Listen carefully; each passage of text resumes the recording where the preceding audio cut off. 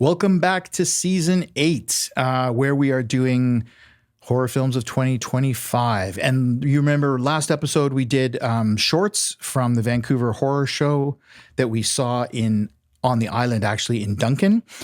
Today, as promised, we're going to get into Conjuring Last Rites. But before we do that, we'll do our quick cuts. So I'm going first. Tell us what your quick cut is. Cool. So funny, last week I was talking to a few other teachers and students about a film called Battle Royale. Oh, yes, I have. Okay, which it's is really awesome. Good. Yeah. But then I watched a movie last night that is very similar to Battle Royale. This is written by Stephen King. This is The Long Walk. Oh, I am looking forward to, I think it's been done before, but this is the newest one. Oh, there was a version of Long Walk done I'm before? pretty sure. Okay. Yeah, I don't think it was called Long Walk, though. I'll have to think what it was called, but yes. Anyways, it very much reminded me of Battle Royale, if anyone's seen that film or read that book. So, synopsis. In a dystopian alternate United States, once a year, 50 teenage boys are selected to embark on a relentless walking contest. They must maintain a minimum pace, typically 3 miles per hour, with no finish line and only one survivor allowed. If a walker falls behind or fails to keep up the pace, warnings are issued, and after the third warning, death follows. The last boy standing wins a prize and a wish. This was directed by Francis Lawrence, who's the director of the Hunger Games series, which again is very thematically fitting with this. I was just going to say yes. Very similar. And the main cast is Cooper Hoffman, David Johnson, and Mark Hamill. Really? Yeah, and it took me a minute. I didn't recognize him at first. I was like, oh, okay, that's Mark Hamill, but it looks very different. So anyways, this has a 7.0 on Internet Movie Database and an 88% critic and 85% audience score. I really like this one. Yeah. Great characters, great story. I like those kind of artificial scenarios that are just kind of dark and twisted. Yeah. Kind of like, what's the Korean show? Squid Game? Squid Games, yeah, kind of like Squid Games or Battle Royale. So this is like an artificial scenario, which seems very far-fetched, but it's very interesting grounds for character development and actually has a very satisfying ending. Interestingly, I'm never bothered by swearing, and there is a lot of swearing in this movie to the point where I found it detracted from my experience. Oh, really?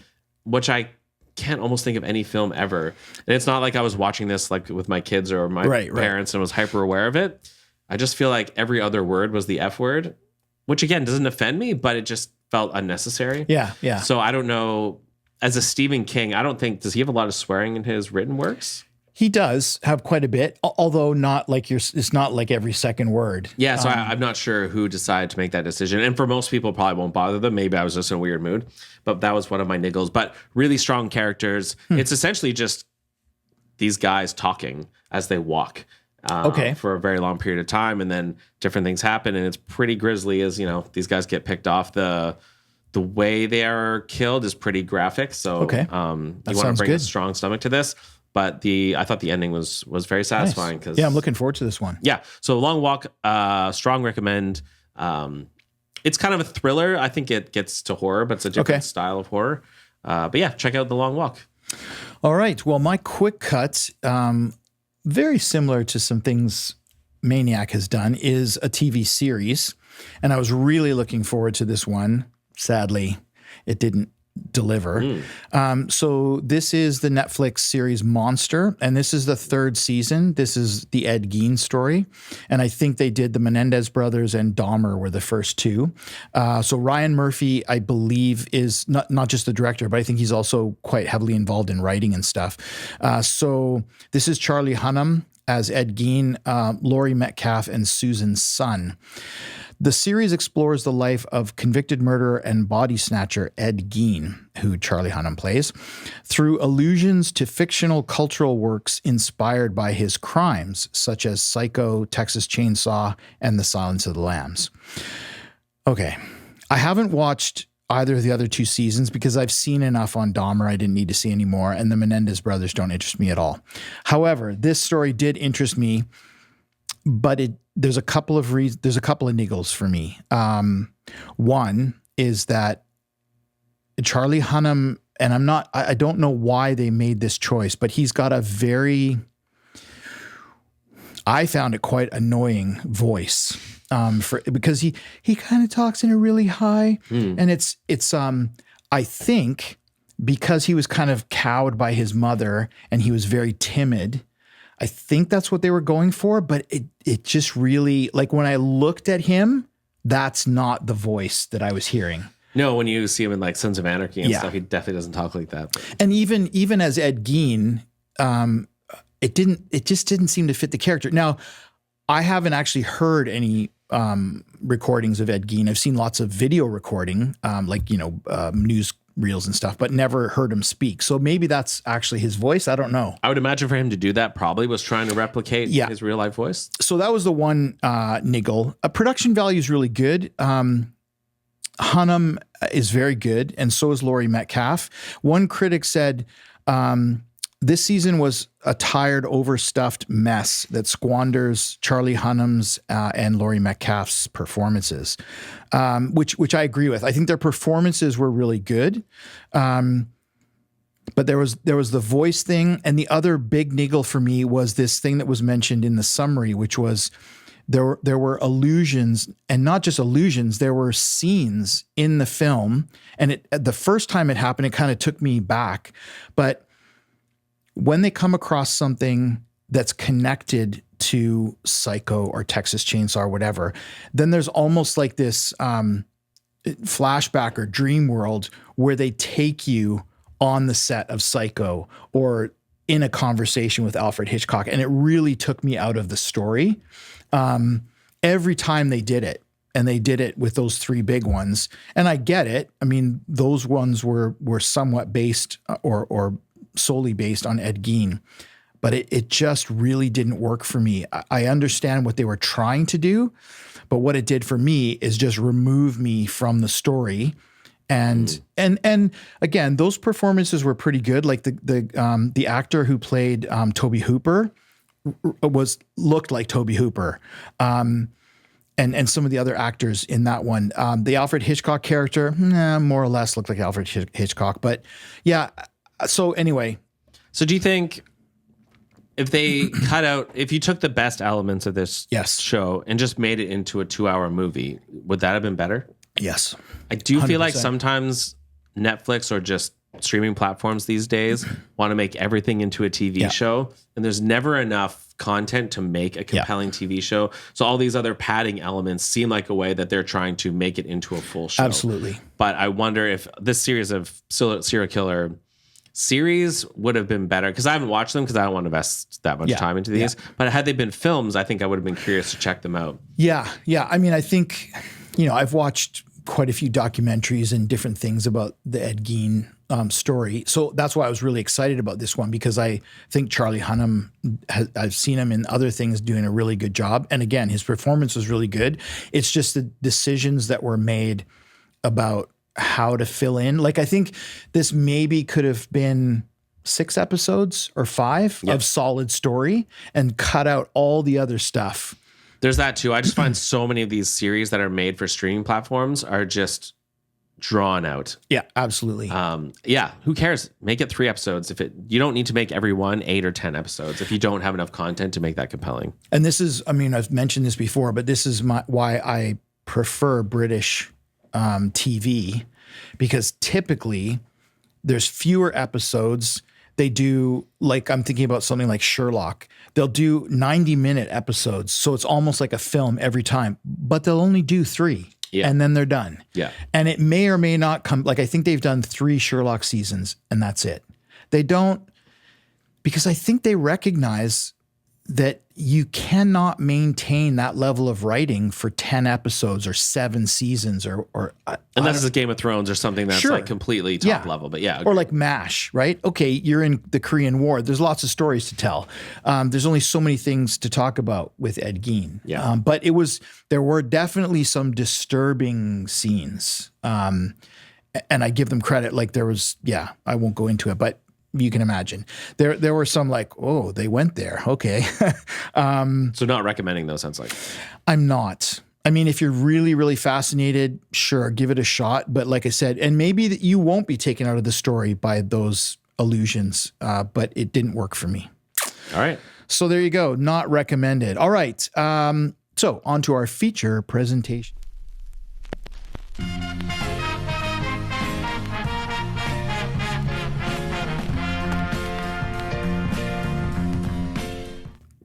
So this is Conjuring Last Rites, which I think is the fourth Conjuring film, not in the universe, but fourth actual proper. Yeah.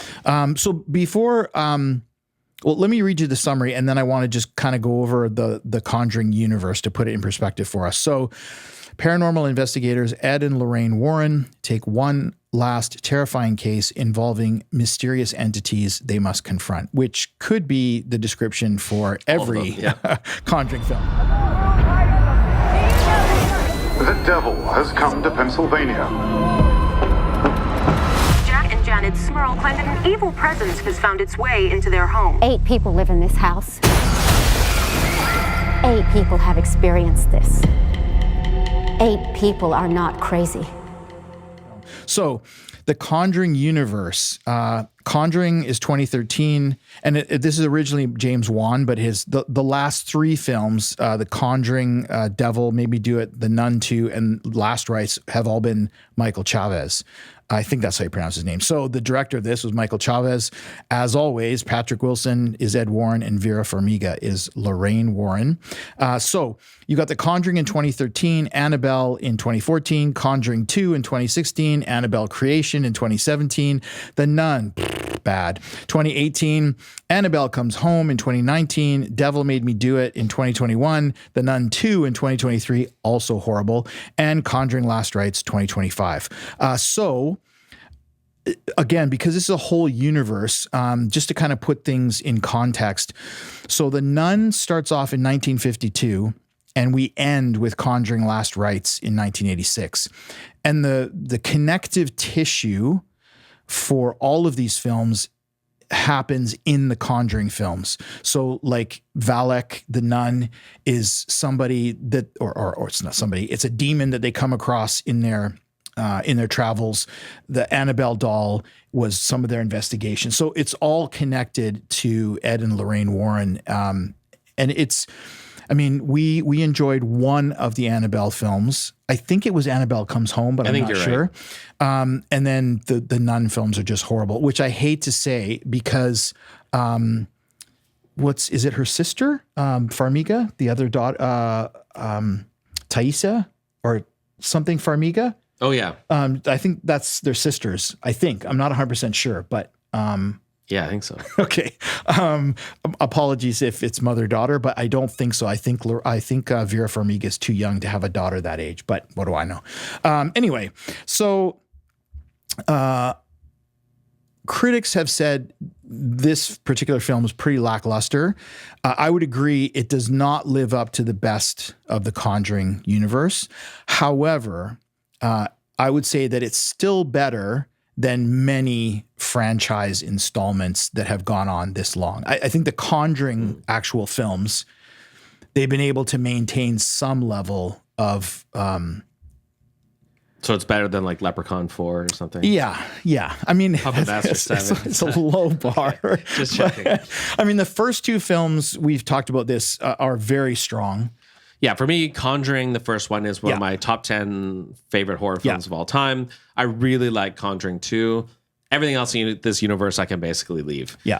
Sure, maybe I enjoyed the second Annabelle, okay, but I would not be compelled to go rewatch anything else from this universe other than Conjuring 1 and Conjuring 2. For me.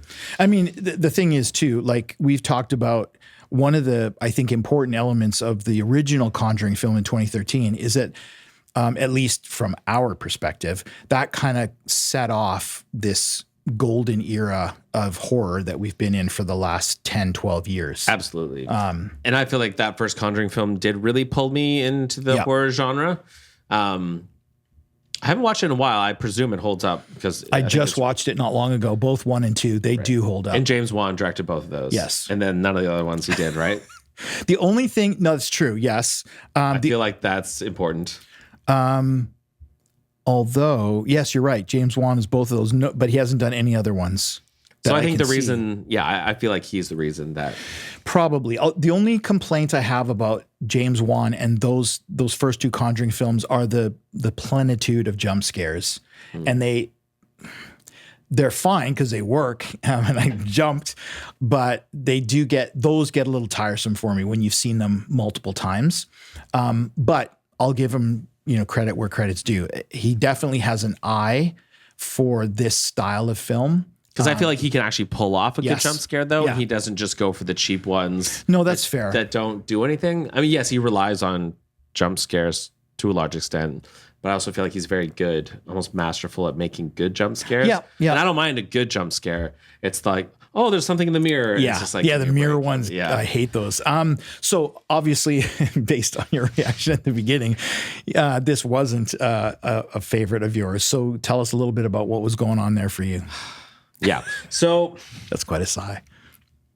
there's components of this film that I liked. Mm-hmm. I actually felt like a lot of the character and drama based elements of this film I thought were pretty good. Yep. I feel like this guy just does not know how to craft a horror film, because I feel like these type of demonic possession, psychological horror require a level of like building of tension over time. And this guy just every guy, come 5 on. minutes feels like he needs to throw in some stupid jump scare, whether it makes sense or not, or whether it's tied to the plot or not.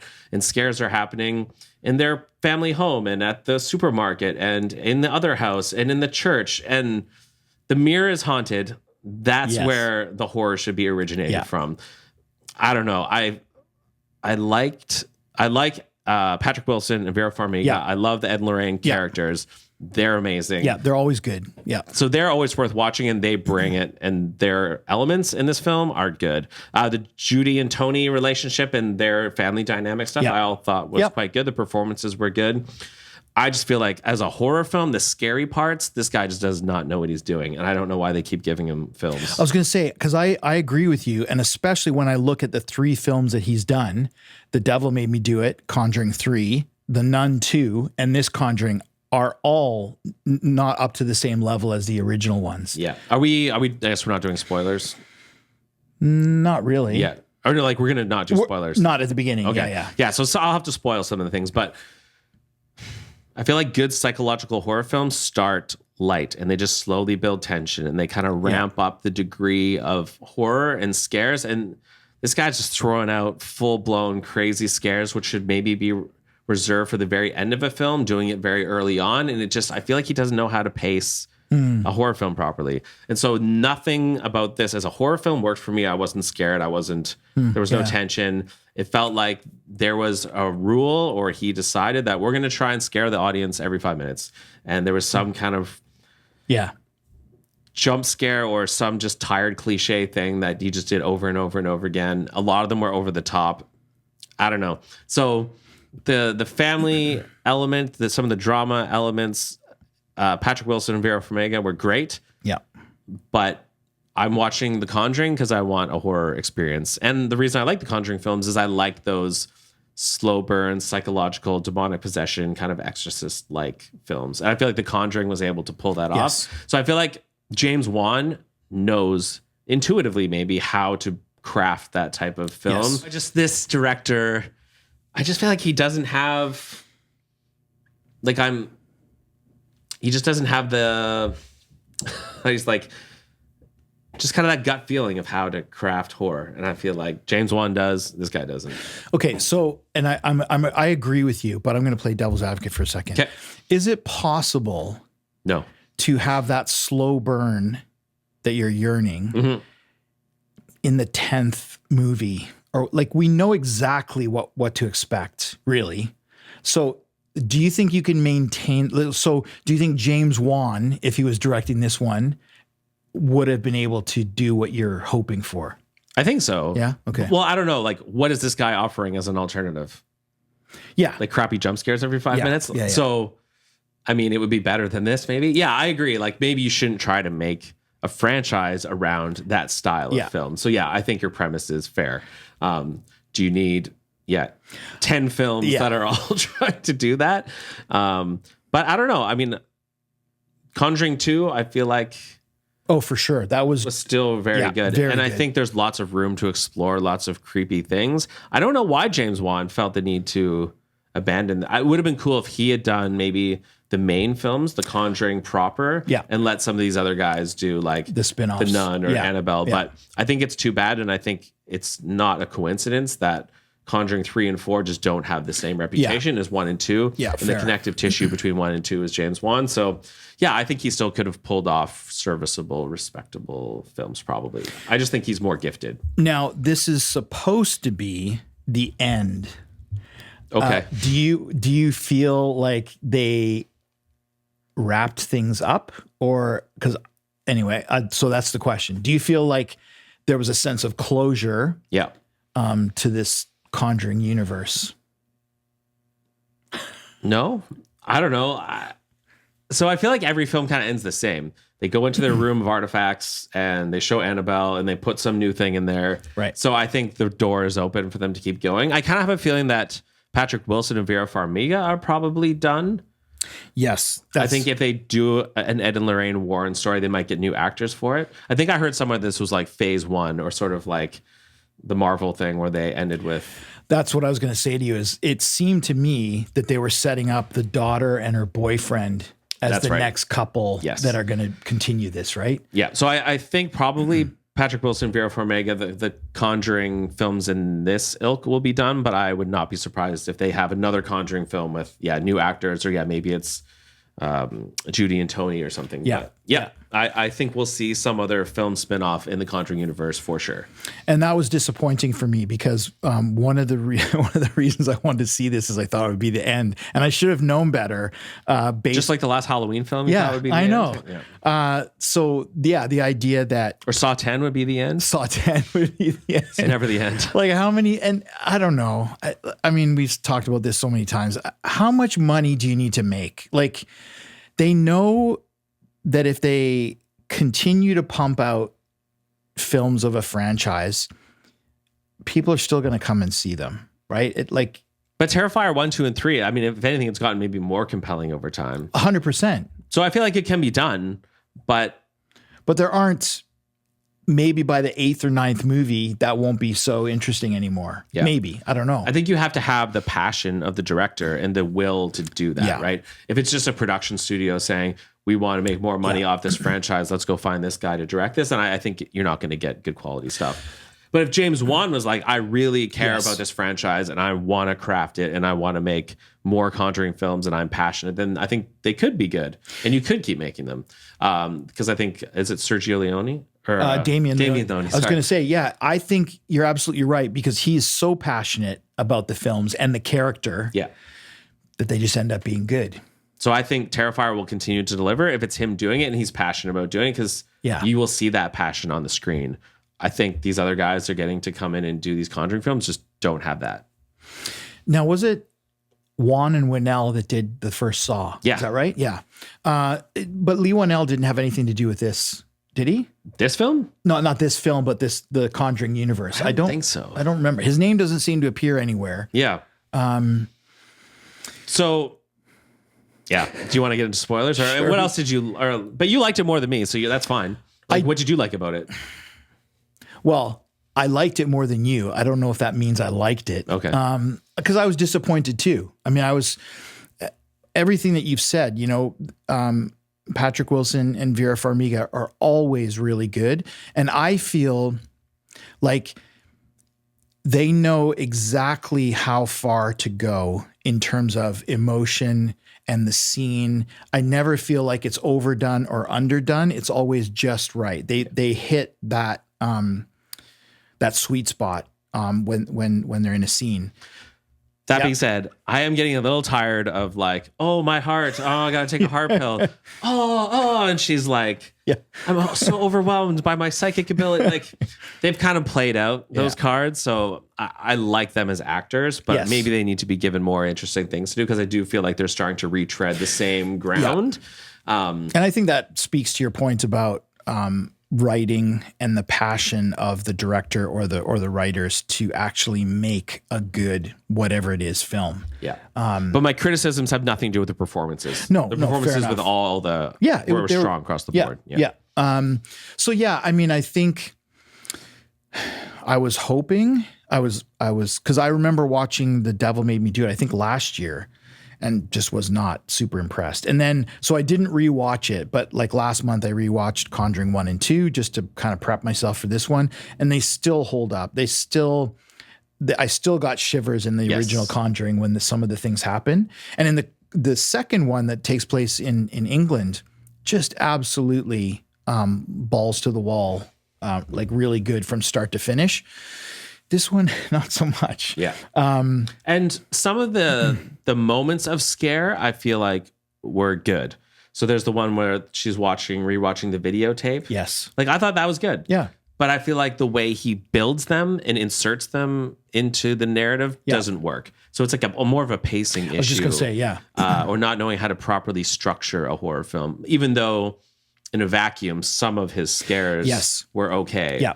But I feel like they didn't work in the context of the whole film. Yeah, I think that's a really astute way of articulating it, is that if you took little bits, little chunks, they worked, but they didn't work together.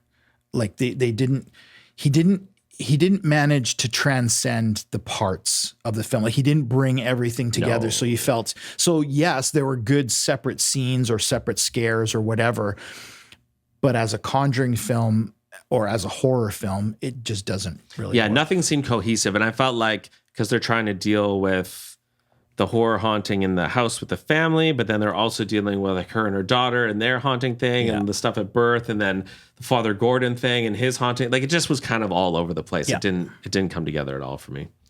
Yeah, it seemed like they had all these disparate stories, but they didn't really focus. Well, they did focus on the family, but then why have like Father Gordon and all these other things mixed in? Like it seemed a bit too much to me. But I would argue the first two Conjuring films, they just build very masterfully, Yeah. and the tension just slowly gets more and more and more over time. The things that are scary are really creepy, and it works. This one did not do that for me. So should we get into spoilers? Let's get into spoilers. So do you recommend Conjuring Last Rites? I'm going to have to say no. Sorry. No. 2 thumbs down. Yeah. Okay, well, let's get Rewatch Conjuring 1 and 2 Absolutely. That would be instead of watching this one. That'd be well worth your time, is to go back and watch those two instead of watching this one. So spoilers. Spoilers. So I just had an upcoming thing spoiled for me.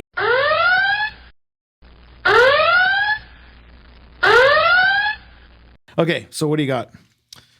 Yeah, so the thing that really, I was kind of getting into it. I thought the character drama was good. Some of the scares were working. And then when the guy with the axe starts marching through the house to it, I'm like, what is going on? Yeah. Like, this is like your second scare of the film. You've already got like a fully materialized dude with an axe. Who's like, at that point, I'm just like, this is ridiculous.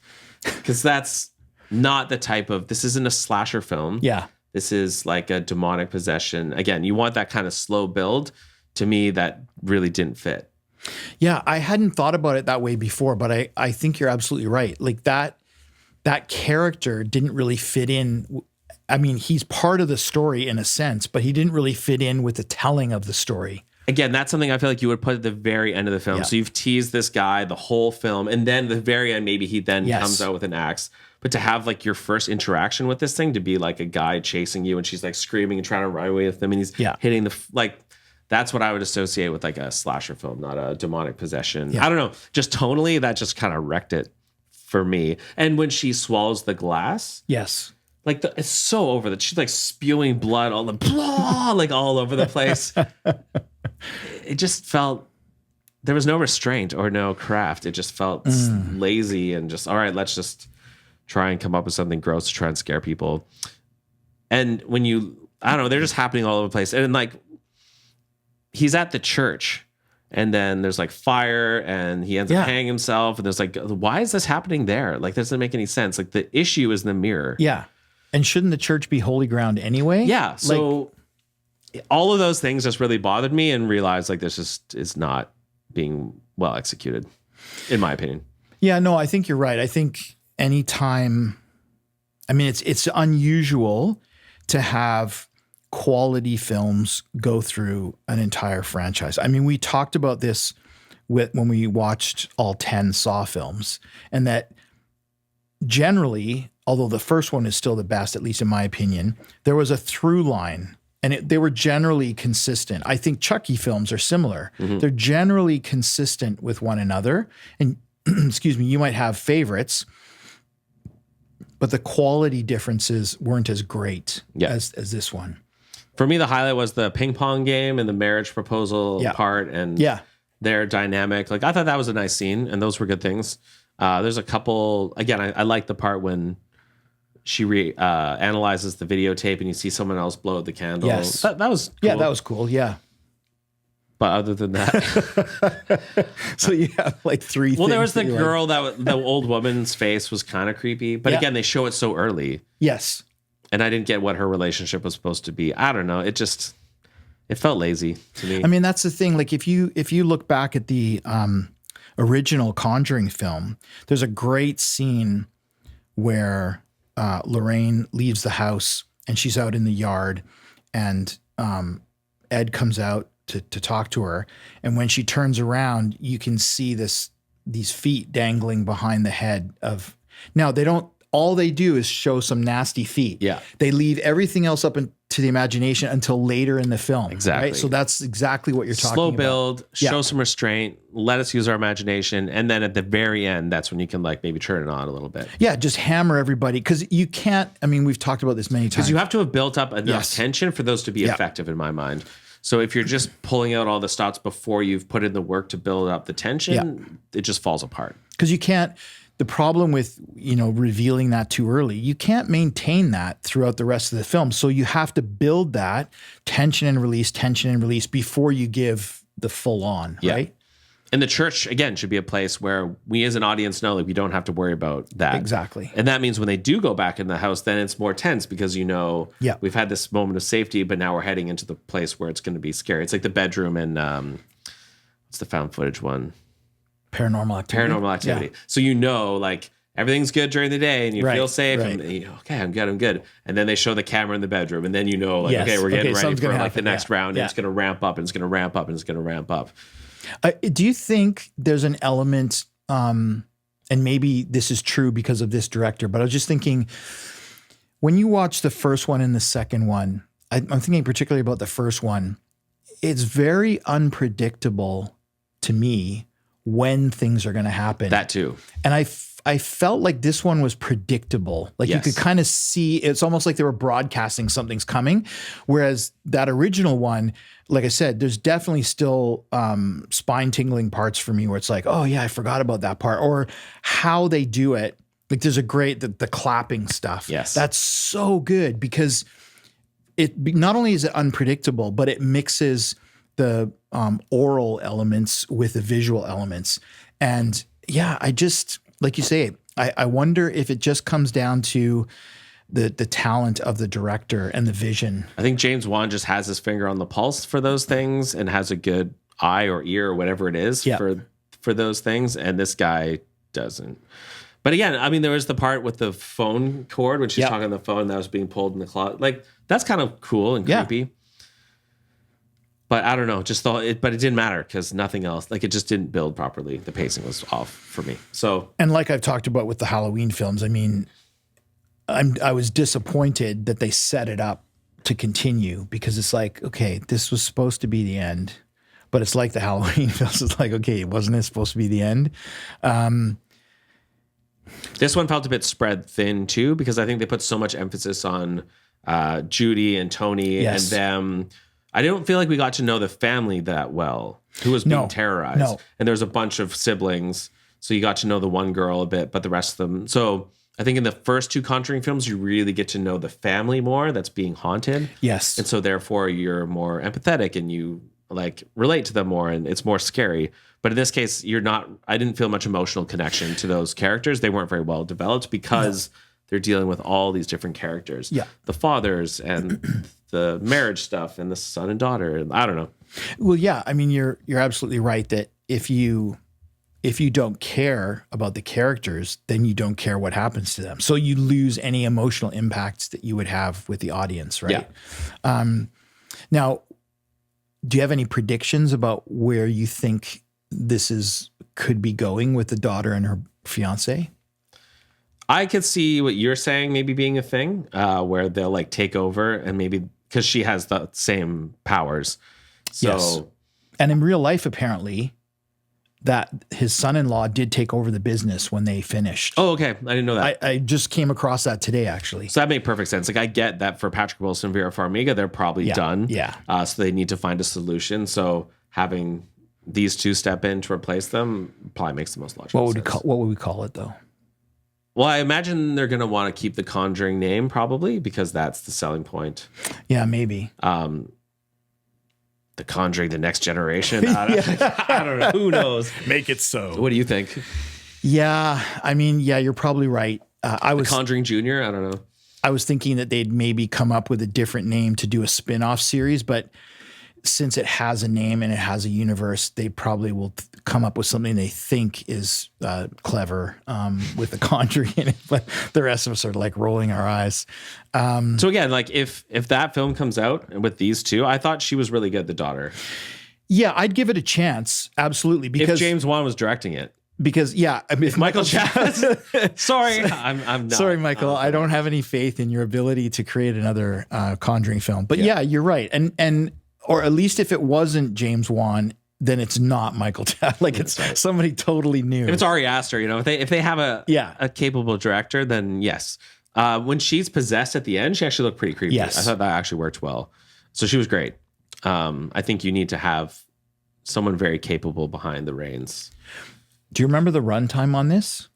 I remember it being longer than I was hoping. I think it was like an hour and 47 minutes or something. Because again, I think if it was a tight 90 minutes, you could have saved some of what we're talking about by getting rid of some of the things like the church stuff. Yep. By maybe, that whole thing could have been cut out. Because I think the Father Gordon character in the other films has been very incidental. I mean, he's there. Yes, the Vatican said it's okay to go ahead with but he's not any kind of major character or major contribution to the. They seem to be able to use him to get Judy to end up meeting up with that family, but but that didn't need to happen. No. So yeah, I think if they cut out certain scenes and they like just really tighten things up, maybe, but because they reveal too much too early, I don't know if it could have saved it just by making it shorter, but it would have been less daunting for the viewing audience. Yeah. If it had been 90 minutes instead of close to 2 hours. I mean, and this is a trend in film anyway, but like when I go back and I watch older horror films, some of the really good ones are often like 80 minutes, 85 minutes. Yeah. That seems to be like a sweet spot. And they seem to want to draw out these stories without really having the meat to make it work. Sometimes it does. Fair enough. I seem to remember Conjuring 2 is quite long. It is, but it doesn't feel long. No, exactly. But I was going to say that didn't bother me because it's super compelling all the way through. So sometimes films feel long. And I'm the same way. Like I always complain about a film being over 2 hours. Unless you can keep me interested and I'm not looking at my watch for those 2 hours and 15 minutes or whatever. I can watch 12 hours of the Lord of the Rings films and I'm loving it every second. Yeah. It's amazing. It's more about quality than quantity. And again, coming back to a word that you used a few times, like there's no restraint. It doesn't seem to me in modern filmmaking. And I'm making a very broad statement there, but particularly in horror films. I mean, you were talking about Strangers.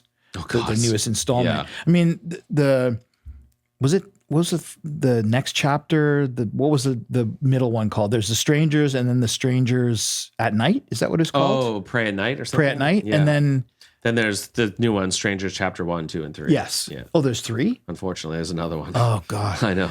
And so there we go. First one, really interesting story, really creepy. Lots of great set pieces. Just leave it. Just let it be what it is. Should have. Which is a great one-off film. But it seems to me that every again, broad statement, many new films want to create a franchise. It's the next whatever.